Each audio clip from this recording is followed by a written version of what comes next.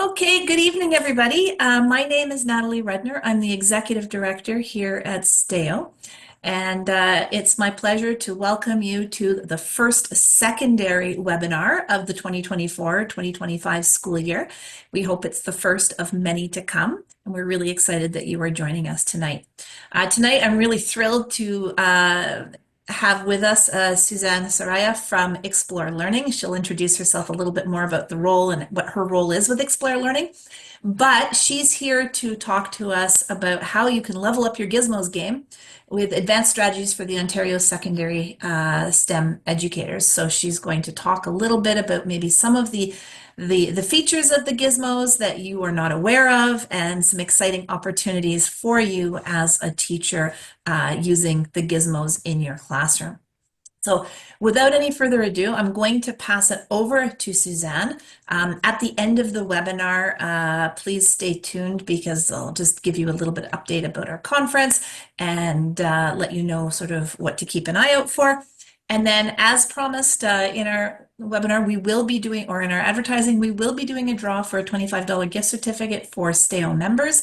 So we won't actually do the draw online tonight, but we'll do it tomorrow morning with my communications coordinator, and then we'll send out an email for the lucky person who's going to win that $25 gift certificate.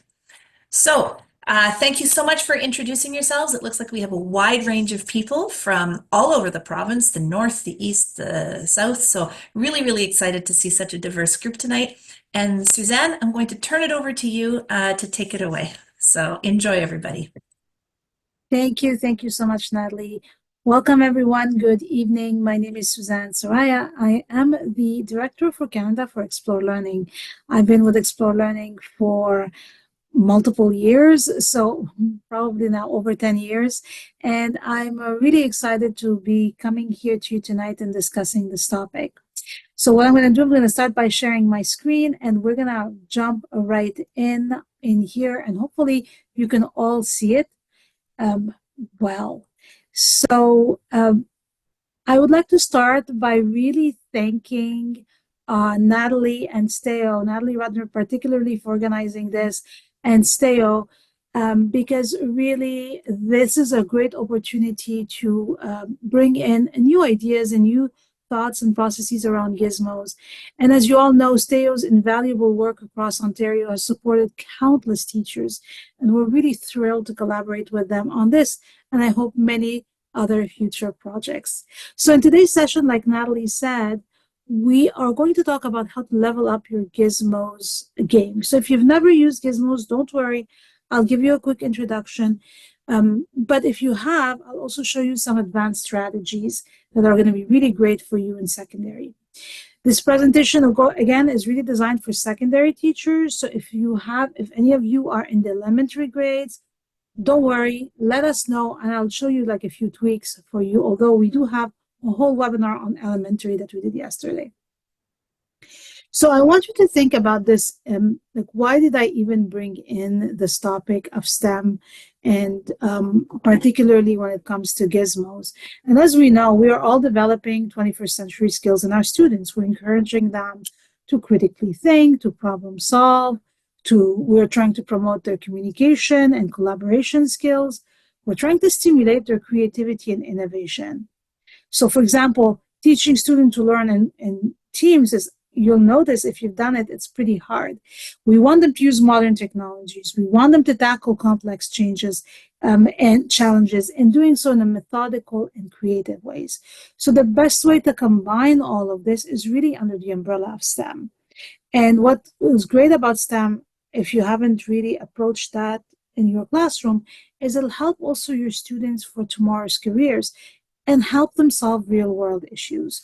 So depending on where you are in your classroom, and no matter what you teach, it's very easy to have STEM projects and STEM activities done with Gizmos. So that's what I want to hope to show you today.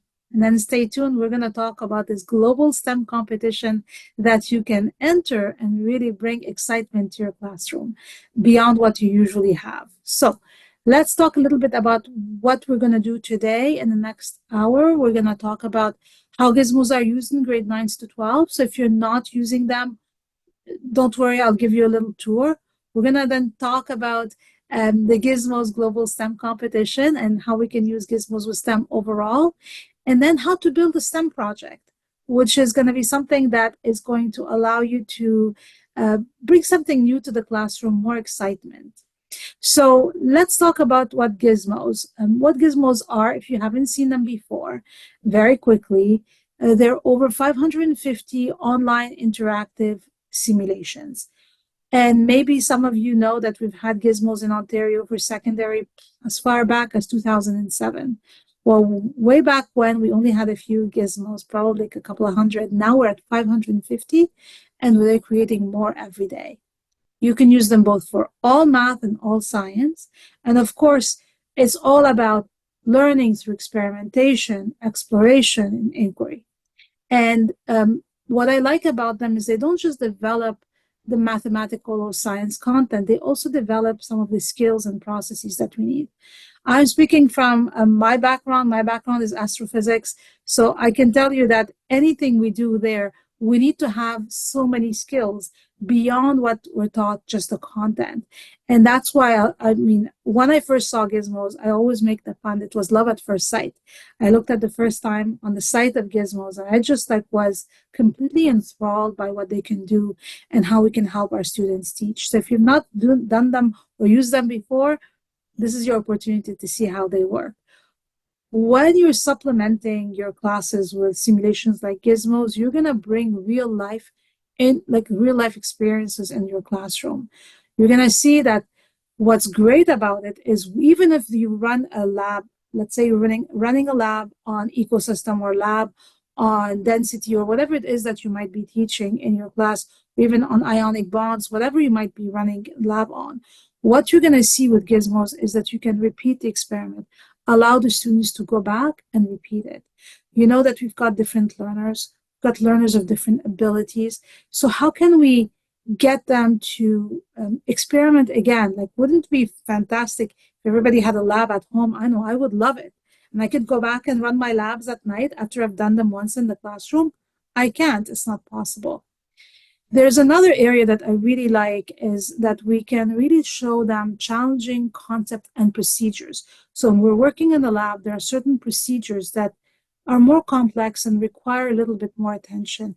So being able to demonstrate it in a virtual world before is going to really make it much easier for you. And of course, I always say that budget. We want to reduce lab costs and we want to minimize safety issues for our students. Most of the school boards in Ontario, I'd say 95% in secondary all have access to Gizmos. So what I'm saying is take advantage of what you have and see how we can reinforce those key concepts that are aligned to the Ontario curriculum that you have and support the development of reasoning abilities and these problem-solving skills that students really need to have. And I'll tell you what, we do survey after survey, and every time what we see from teachers and students is that using Gizmos keeps them engaged and keeps them excited. So that's one thing that we really need to focus on as to why we want to use Gizmos. Okay, so how are you using Gizmos today in the classroom? You may not have ever used them, so we're going to go take a look at that. If you don't have access to Gizmos, I put up a special code here, although I know in secondary almost everyone has it, but this is a special code that we've created for STEO. If you attend this session, you have access to this code. So it's a trial code that gives you full 90-day access.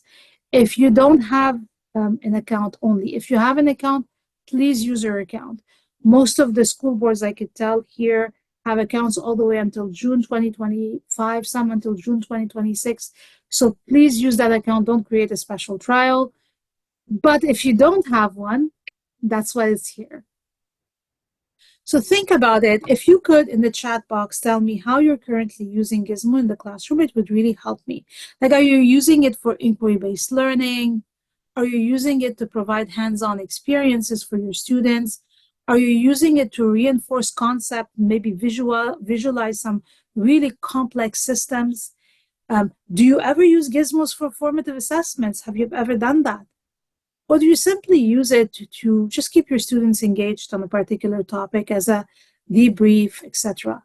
So there are many ways you can use gizmos, as you can see. And if you've ever followed the 5E model, that's how all gizmos are built. They're built on inquiry and the 5E model. It's already preset for you. So this would be something that I would really like to hear how you use them in the classroom. In the meantime, I'm going to bring on my screen here. Here, I've opened already my account for Gizmo. So I want to just go into my front page here. I'm going to take you right there. I hope you can see that. I brought it right into this screen where we can see where I land when I open my Gizmo.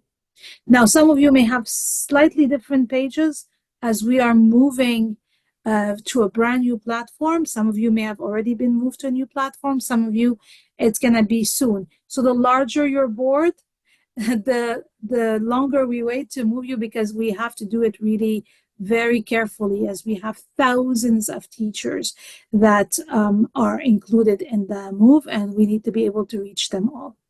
Thank you for those who put a note in the chat box. I really appreciate it. So as you can see here, when I log into my account, whether you're on the old platform or new platform, very, very, very simple.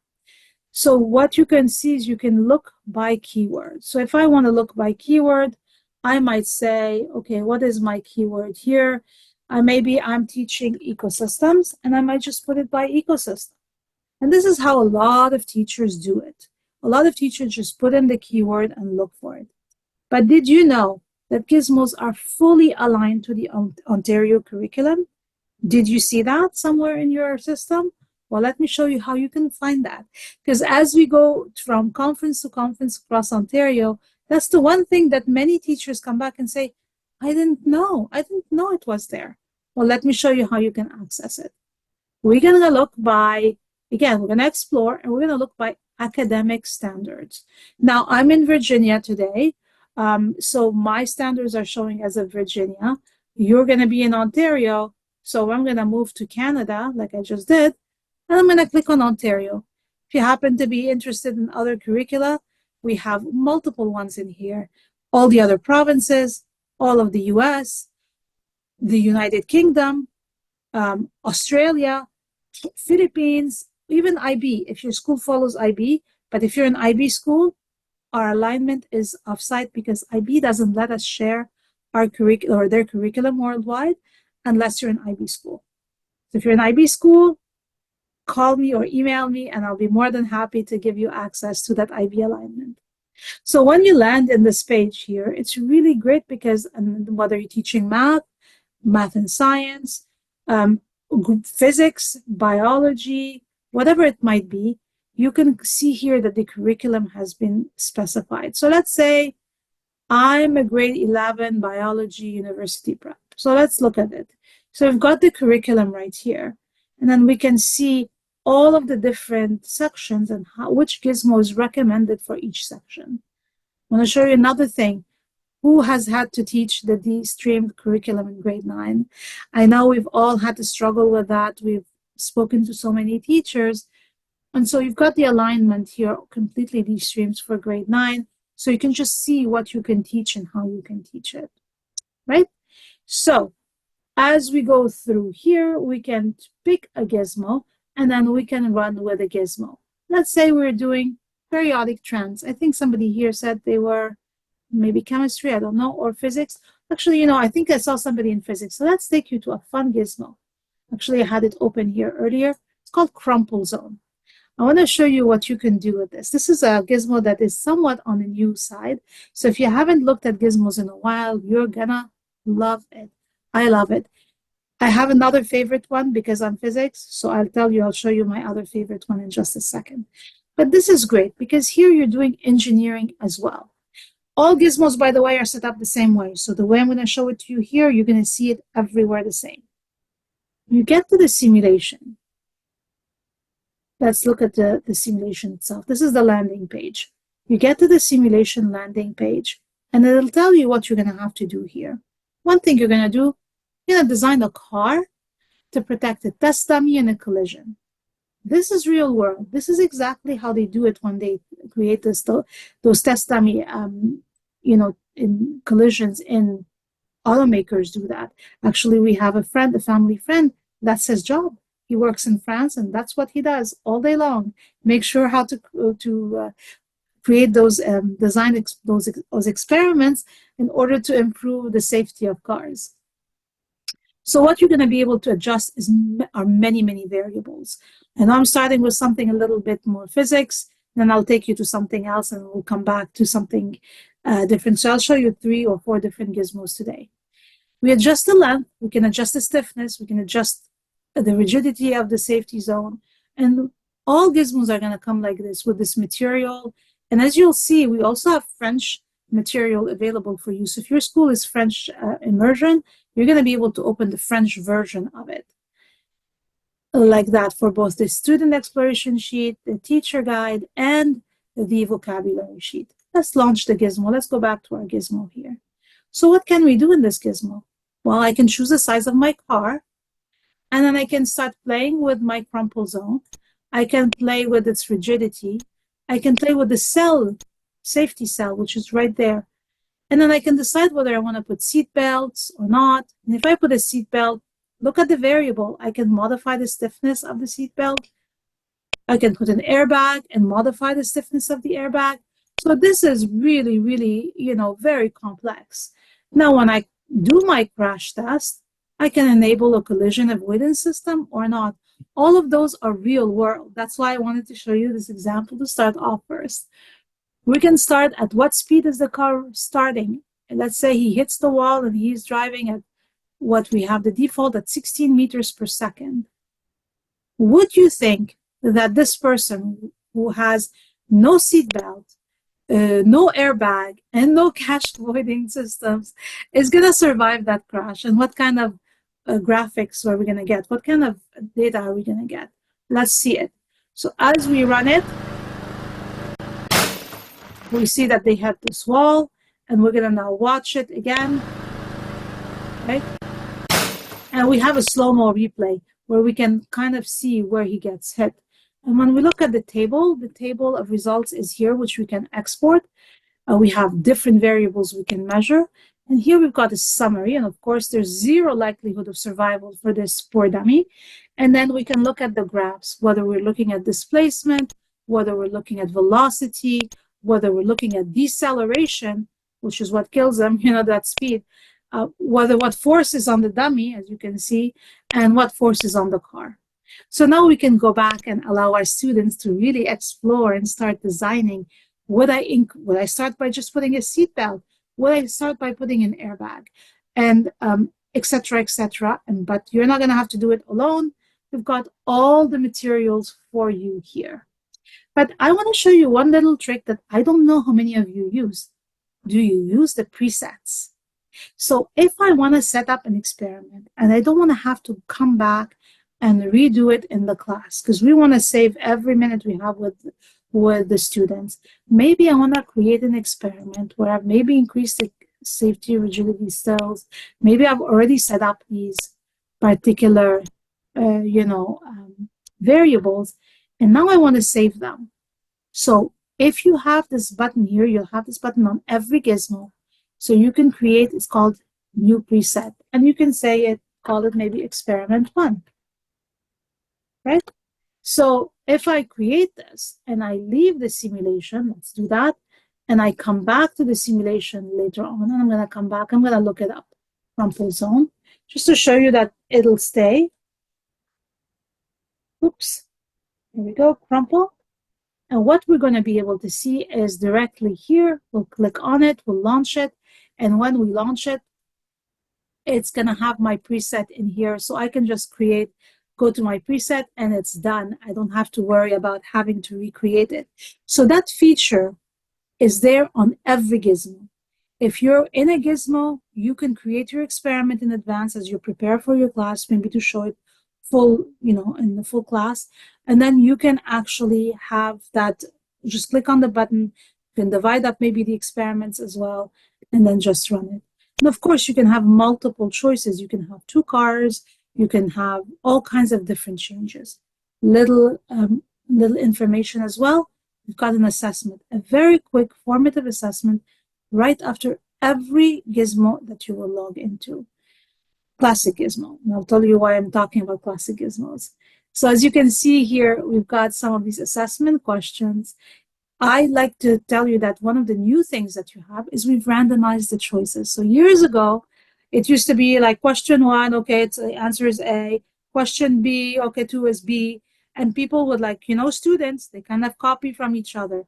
So now every time a student opens it, the choices are randomized. So it's not going to be A, B, C, or one, two, three.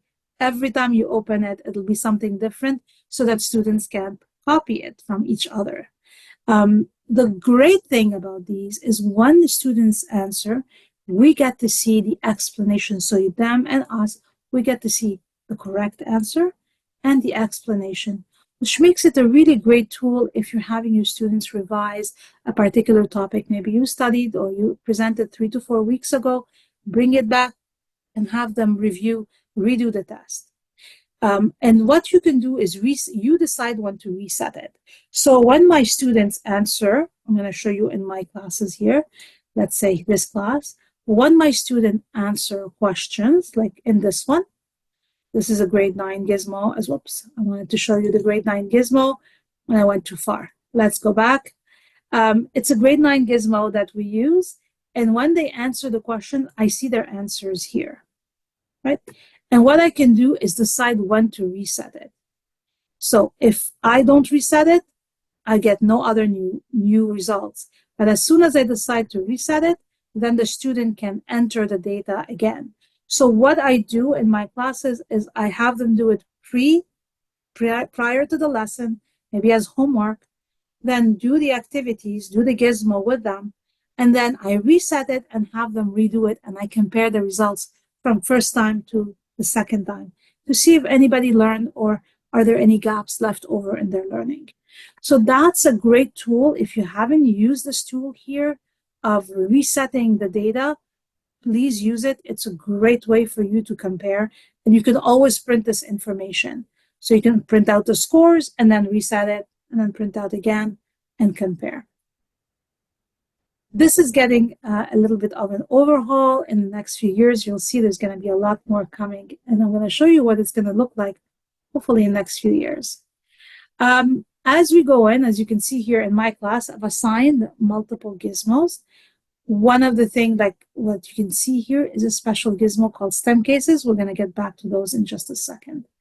But again, the main thought I had for you is start by finding a gizmo that correlates to your curriculum. So again, we'll go to the academic standard, and then we can see here, let's say we're going to change because we're in Canada, and we're going to go to Ontario, and we're going to go in and find the grade. So depending on what you're teaching, let's say reading grade 10 applied, you'll have then the gizmos, and you can start looking at them. Let me show you another type of gizmo that I really like. It's this coral reef. Again, another topic that is really important, learning about biotic factors, for example. And this, again, it's fully aligned to your curriculum. So if you're using it, you're following your curriculum. Here's another example of a simulation that you can use. And I know some of you may not have used them, so sorry if I'm repeating things that you know. But again, I can use my preset. I can view my questions, my assessments. I can see here that I can change the variables. We've got an ocean here and with coral reefs, right? And I can decide the ocean conditions. Do I want to change the storm severity? Maybe I want to increase the temperature and see what happens if I increase the temperature. What if I were to change the ocean pH? Let's say I want to change it up or down, and then see whether we're doing acidification or turning it more basic. Let's see what happens if we just lower the pH of that ocean. What happens then over time? And as you can see, as we advance in years, we can do 15 years, 18 years, we're going to see all that data coming here. We see that some corals are disappearing. And then we can start looking at all of the different, if you want, life that is there. And we can always export this data to Excel. So you can collect it and analyze it in an Excel format.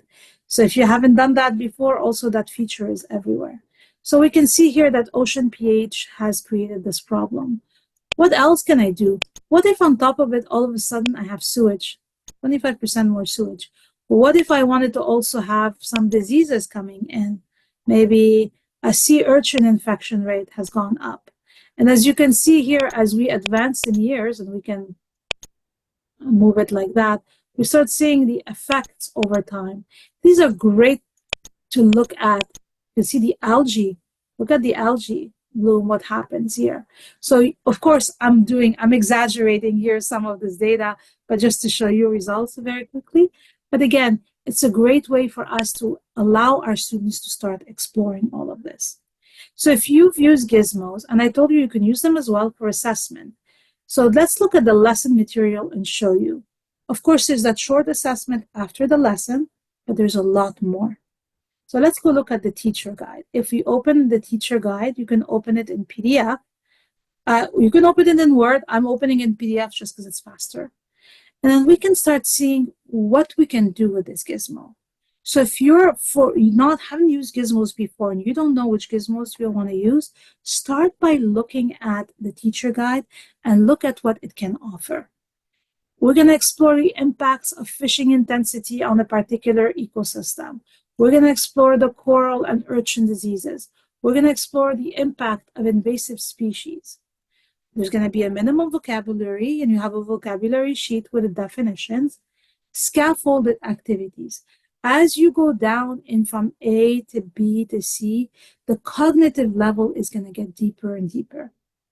We're going to give you a suggested lesson sequence with how to introduce the concept.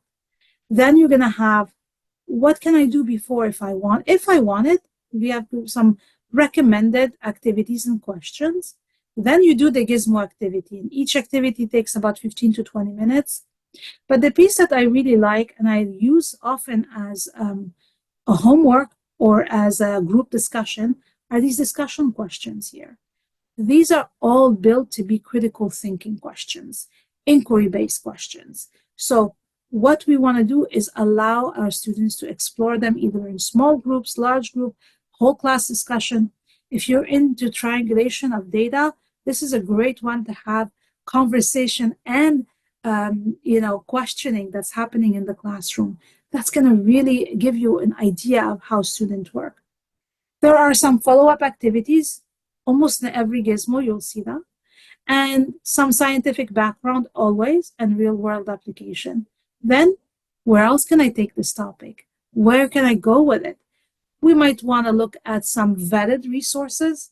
Those are curated by us. We've looked into them. We see that they're really good, and you don't have to worry about the validity of the material. And then you can maybe take that concept further. What knowledge, what skills did I learn from maybe that's coral reef that I can apply to pond ecosystem or to forest ecosystems, because it is about transferring those skills. So as I said earlier, you could use them to have some assessment, to use some of the questions either in the scientific background or in the discussion to have some assessment with your students, but also to visualize something that is very hard to visualize. Now let's go to the student exploration sheet. That's another thing that maybe people don't realize. If you're a Google school and you use Google Classroom, you can open it in a Google Suite. So you don't have to just use PDF and Word. We can just do this, and it'll make you a copy, and then you can open it in Google, and then it integrates right away in your classroom. So some people don't know that, and some people have copied it, downloaded it, that all of this work. This has been done by us. And then look at what's great about it is all of the parts here are hyperlinked. So you can put your students' work in here. You can move it to a test. You can do whatever you want with it, and you can connect it to your Google Classroom in that manner. But watch something really important. These are not regular worksheets. These are inquiry sheets. I said earlier, do you do a lot of inquiry-based learning? Well, here's how they're set up. Each question is an inquiry. And we try to follow something called the 5E model. If you have ever worked with the 5E model, you know that you start by bringing an engagement activity, something that will connect to the real world, for example. Then we bring in an exploration. then we bring in an explanation, then we want to elaborate, and then we want to evaluate. So this is the model that we try to follow with our inquiry here. First of all, these are all structured inquiries, so you can modify them. You can make them open inquiries if you want. You can make them guided inquiries or even confirmation inquiries if you'd like. So as you move in, the first question is, what are the effects of fishing on the reef ecosystem?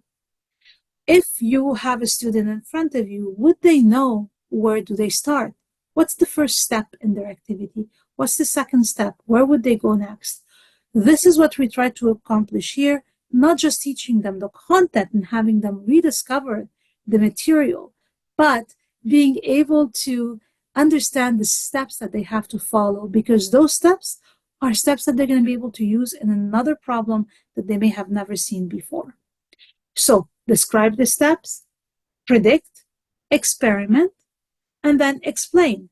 And finally, predict again, experiment again, and then we have to have an explanation. Now we're going to do an exploration here.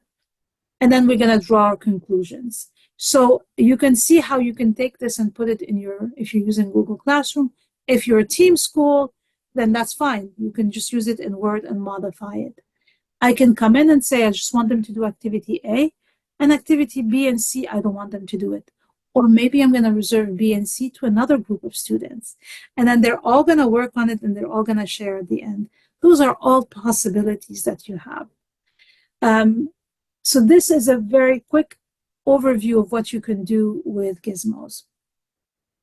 So as I said, there are many ways that you can look at Gizmos, but there's a special way that you can really develop STEM in them. And these are the STEM cases. So if you haven't seen the STEM cases, I promise you something a little bit different.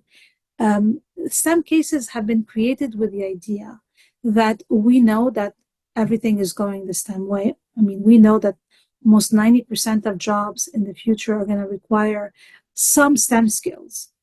And this is in the next, I'm saying not future as in the next 2 to 5 years. Already, it's a huge demand. There's a huge demand for STEM. So how can we prepare our students for that? How can we get them to look into the STEM careers? And so that's why we created these STEM cases. And those are heavily research-based in the sense that we started actually in biology. We started by creating some STEM cases in biology to replace a few biology labs or complement some biology labs. And we've got incredible success with students. The grades started to really rise, and they used to, in a very dramatic way compared to what they were doing in the traditional classrooms. So in these STEM cases, what it is, it's like a case study, but that's interactive. Students take on different roles, and from those roles, they solve a problem. Let's take an example. You can see them here organized by group. Let's say we look at high school. AP is for advanced placement, which is university. These are all the cases that are specifically for high school. So let's say we want to look at ecosystems. I'm just going to choose it randomly because it's one that is in the middle of my page. So I'm going to show you how it is. As you can see, some cases have different levels. So sometimes they have high school, middle school. Sometimes they'll have high school AP, more advanced. So depending on the case, you'll have different choices. Some here, this one, because ecosystem is a topic we work at every grade band, you have it from elementary all the way to university level. And when they go into the STEM case, they take on the role of a STEM worker and solve a problem. Like in this case, they're a park ranger. And as a park ranger, they need to recreate balance in the ecosystem of that park. And what they're going to do very quickly is, you can see here, it starts here. Just show you this. It starts here. You start with a story, with a background. And from the background, what they'll see is they get a letter from someone inviting them as the park rangers to solve the problem. Sometimes there are CDC researchers, veterinarians, marine biologists, health engineers. Like, there's so many different jobs that they can take on. And then they learn the content. So the content is explained, and within the same simulation, they don't exit. They're asked questions both on content and different areas, and then they go back into the case and they solve the problem. So as you can see here, they're going to go in, they're going to learn all about deer populations, and they're going to have their drones. They're going to fly their drones over the park to measure density of different populations, get that data, analyze it, create their hypotheses, and find the solution. So they'll be given generally 3 different options of solution. They have to choose, pick the right one. We apply it and we see if it works or why it doesn't work. So as your students do this, what I think is fascinating is the data they're going to get. Here are some of these cases. I want to show you some of the data that we get. It'll look something like this. It's a heat map. So in that it's an assessment tool into itself, but not just of content, which I think is really important. And again, as a tool, as a heat map, it's very clear. Green means they got it right. Red means they got it wrong. Yellow means that they got it right, but it took them a couple of tries. And then the blue pen that you see here is when they have to write out their hypotheses and their thinking, and you get to read it and actually give them, based on the rubric, give them a grade. The other thing that you might not have noticed if you've even used some cases is you can comment back to your students. So imagine somebody working in the evening, or maybe a student that who is sick, or maybe outside. If you look at their work, you can comment back at their work and get them to rethink what they wrote. The piece that I think for me is the most exciting is I love to see this, because right away I can see, oh boy, my class is struggling here with question number 7. I might as well stop them if I can do it in real time, stop them and intervene. Or I've got a couple of students here who are struggling, so maybe I want to take them aside and see what the issue is and work with them.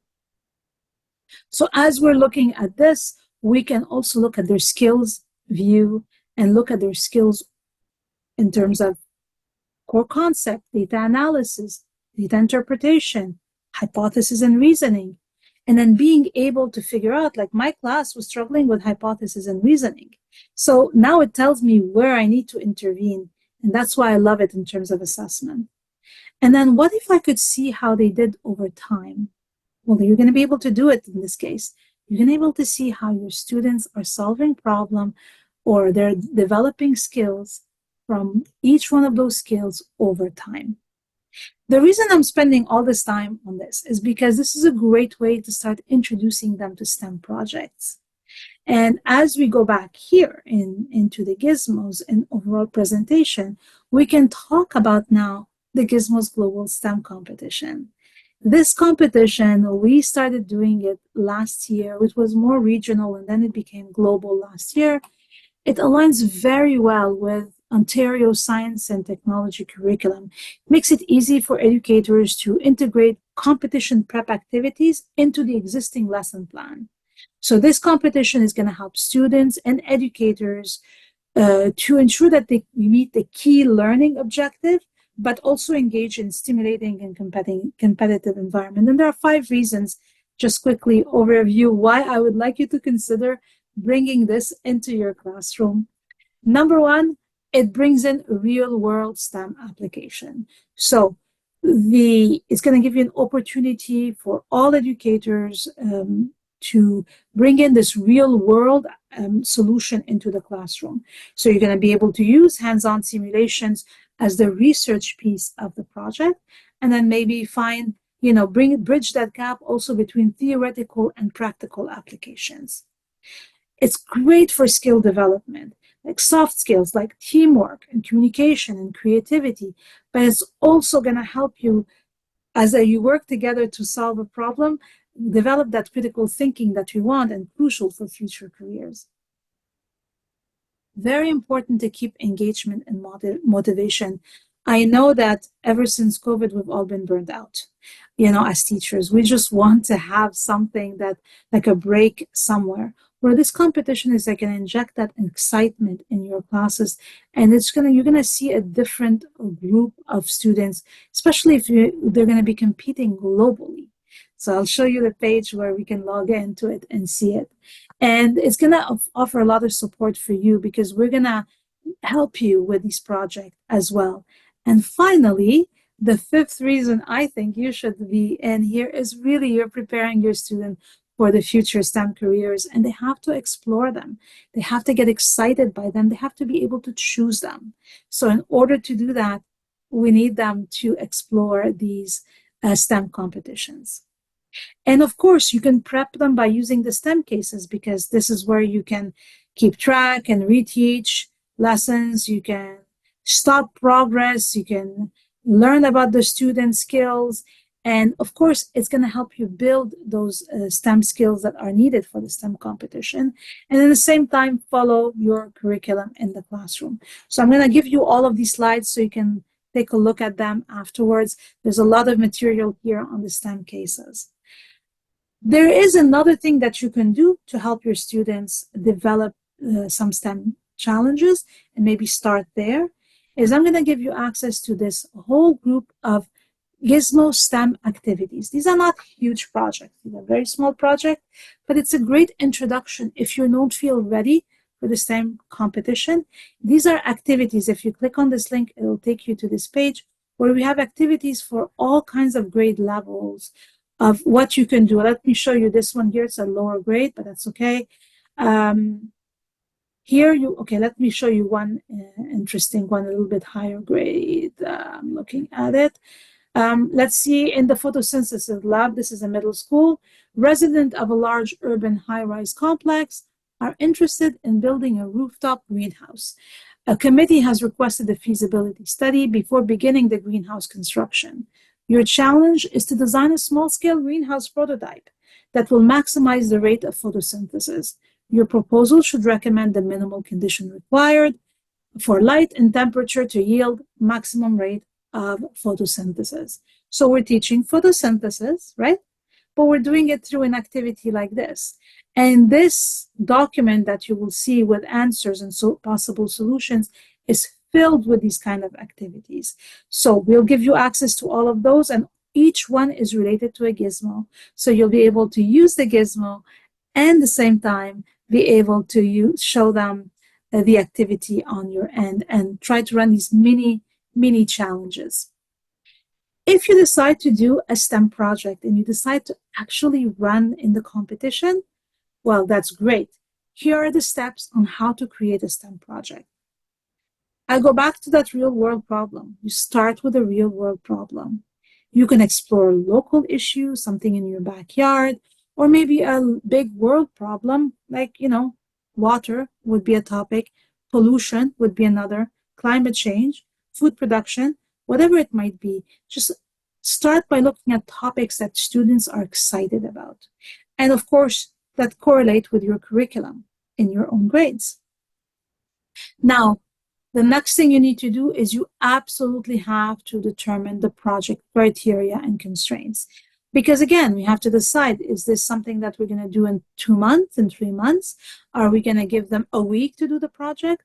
Do they have to build anything? Do they have money or funding or budget? Or do they have equipment? What kind of limitation and restrictions?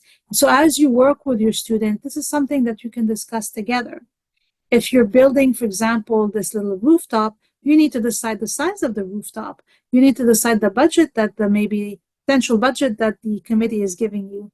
You need to look at the conditions. Is this a city that has a lot of sun, or a city that tends to be more, like, London, which rains all the time? Is it a very hot weather? Is it a dry weather?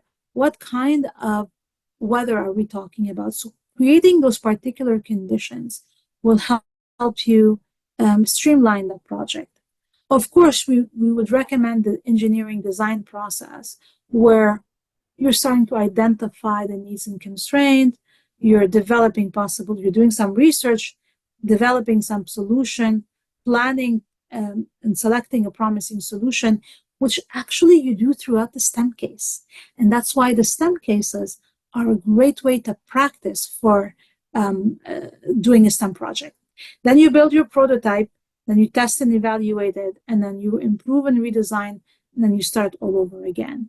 So this is a great way, and as I said, this process is already integrated in the STEM cases.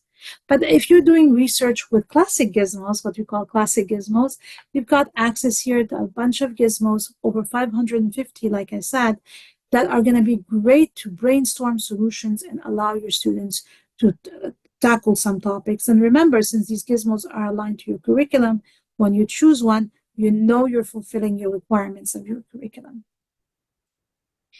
Then there are two other more requests that I have for you is to have a calendar, because we know we created some constraint, but having a calendar where expectations are set is going to be a great way to have a successful STEM project. And then finally, make sure that it's done by groups, because if you don't do it by groups, then you're going to have students that are not learning to collaborate, which is a big part of what the project is. So now let me take you to the STEM competition and how it works. So because this is a global competition, when we go to the competition itself, to the page, you'll see you land on the global page. And from the global page, the first thing you need to do is choose your region. And we're right here in Canada. So we're going to click on Canada, and then we'll get the specifics for Canada. So all the rules and regulations are the same across the world. And the rule is that you have to create a STEM project, use a gizmo, at least one, and at least an SDG. Those are the United Nations Sustainable Development Goals, like lowering poverty, like, increased clean water, quality education, etc., etc. And you'll notice that we have 3 bands in which students can participate: elementary, middle, and high. And then if we click here, you'll see the competition rules. It's going to be a very simple competition. There are no fees. There's nothing required other than creating a 5-minute video in which you solve the problem. And as you can see here, we require minimum 2 people, maximum 8. You have until March 31st to submit your video. And if you can pre-register, we'll give you more information. So if you go through here and you pre-register, you'll see the information we'll be providing you. The rubric is also very simple. And I know it's probably super small on your screen, so I'm going to make it bigger a little bit here so you can see. We're really focusing on 4 areas: content and process, critical thinking, data evaluation and analysis, creativity and innovation, and communication, presentation skill, teamwork, and collaboration. So we're trying to kind of cover the 4 C's that we have for 21st century. And we want you to be able to produce a project based on that. Now, you're going to tell me, I don't know, what are you talking about? What kind of project? Give me ideas. Well, the good thing is, I'll show you where those ideas are. But number one, you're going to have your Canadian competition closing on March 31st. The first place teams, so we're going to have 9 winners. And the first place, the first gold in elementary, gold in middle, and gold in high school, compete against the rest of the world. And last year, we had a team from Canada make it all the way to the top. But here are some of the projects that you can see. If you scroll down, we're going to use some tips for successful competition entry, the sample of Gizmo activities that I showed you earlier, and some prior year world entries. So you can see how students who entered in here.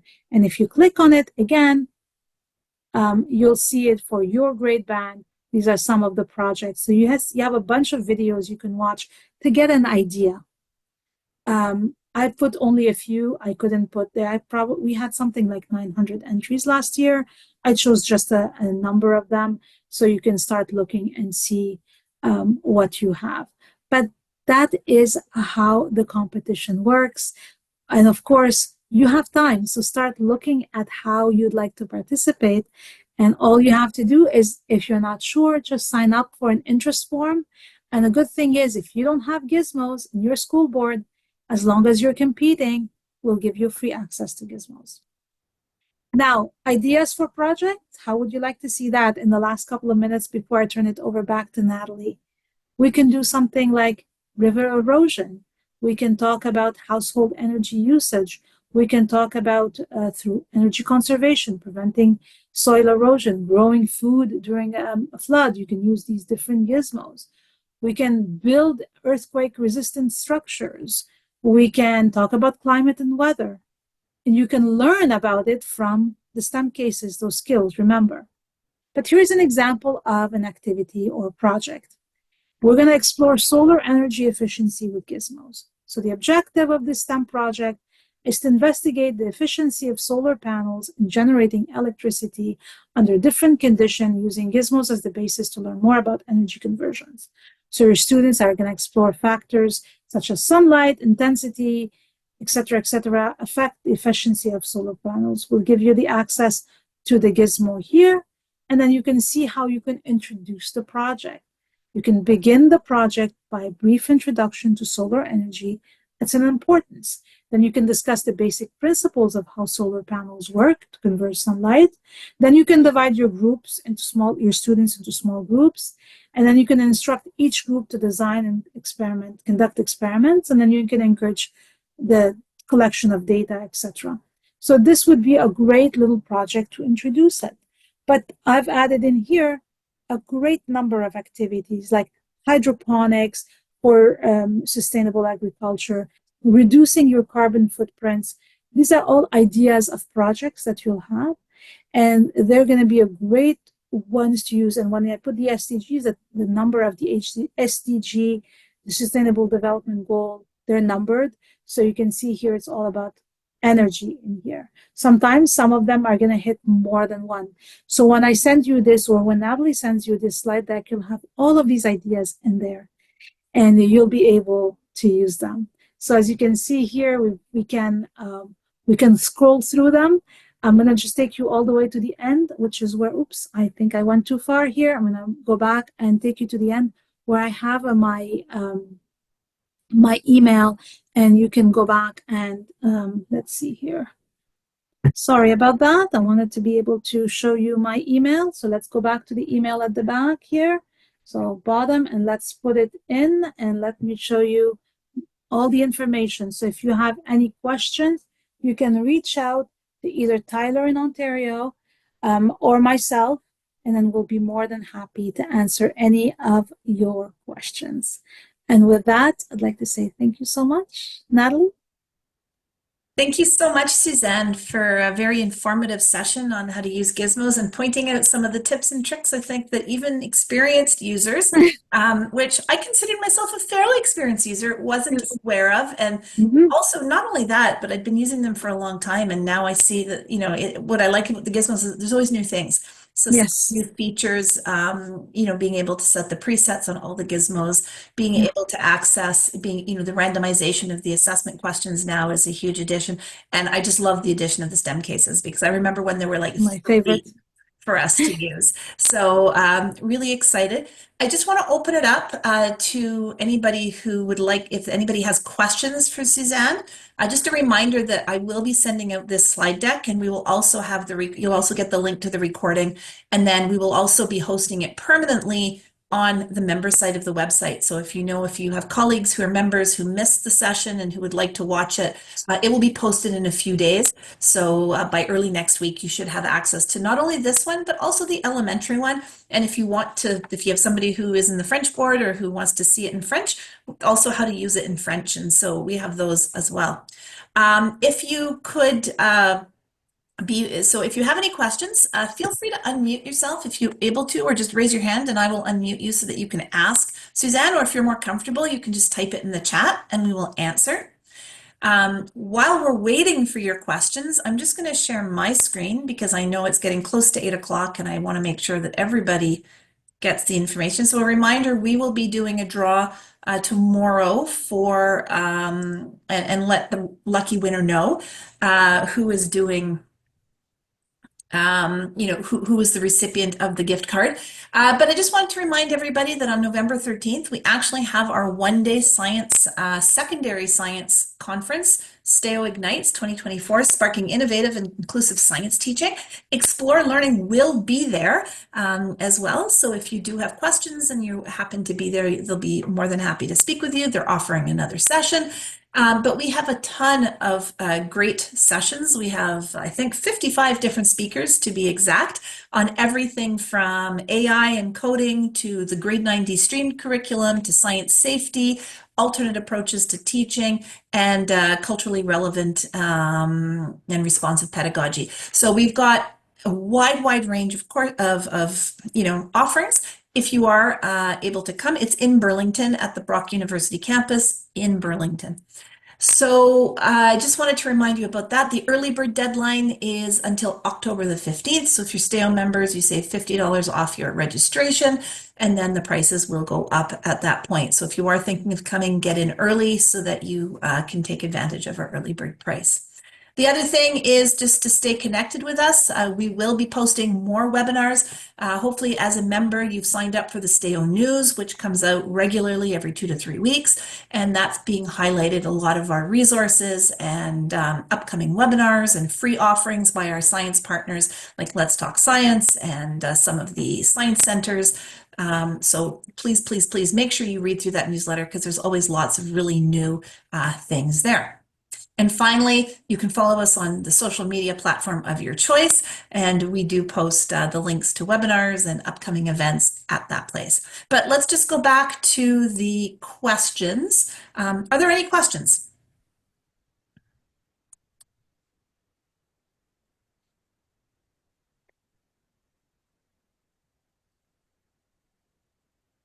Okay, Suzanne, just quickly for those that are new to Gizmos, Yeah. how do we sign up our kids to be able to use the Gizmos? Okay, that's fairly easy. So let me share my screen again and I will show you. If you are in, most of you in 7 to 12 are in this platform here. So I'm going to take you there. So when you're in here, this is my classes. I have all my classes here. Let's look at let's say my math high school, just because I have different groups. I wanted to show you something here. So what I've done is have a class roster. So I can add manually a student, or I can give them a class code. So you can see here, when I go in and create a class, I can create a class for you just so you can see how it works. I can add a class. I can call it Miss S's class, let's say, and let's say I'm going to put grade 12 physics, let's say, and then you've created your class. Now, once you've created your class, you can invite students. You can add them manually. So you can manage your class by just adding them like that, or you can give them the student enrollment document. If you give them this document, you can open it again in PDF and email it. And then what it'll tell you is how to join, how to put the code. You don't have to do anything. Your students will do everything. But if you decide, okay, it's the beginning of the class, I just want to add one student, or it's the middle of the year, you just want to add one student, I can add, like Natalie is my new student, let's say. I can add Natalie in here. Right, there we go. And I've added her, and the system will provide her with a username and password right now. So those would be a great way for you to get started. Or you can, again, as I said, give that class code to your class, and then they will self-enroll. So I'll show you again how easy it is. I'm just going to log out as a teacher, and I'm going to put in my class enrollment here. I'm going to say enroll. It's going to ask me if I already have an account. And you really want to go into this class taught by Suzanne. And you're going to say, yep, I'm a new student. And I'm going to put my name. So it could be S. And then I could choose a password here, a username, SS test 123. And then I create my password. And once I've created my password, I'm done. So for the students, it's super easy and super fast. And now they have something that they are using in terms of, their own choice of username and password, which I generally prefer. So those are the two ways that you can create an account for your students. Great, thank you. Any other questions? If not, I know it's late and it's been a long day for everybody. So I would like to again to thank Suzanne for sharing the gizmos with us and giving a little bit of a different perspective on how we can use it to launch STEM cases and different, taking it a little bit beyond just doing the activity in class. So thank you, everybody, and I wish you well. And check your email in a couple of days for the link to the video as well as the slide deck. And I hope that you have fun using gizmos with your class. I know my students really enjoyed them, so I'm hoping that yours will as well. And with that, I'm going to say goodbye and thanks again to Suzanne.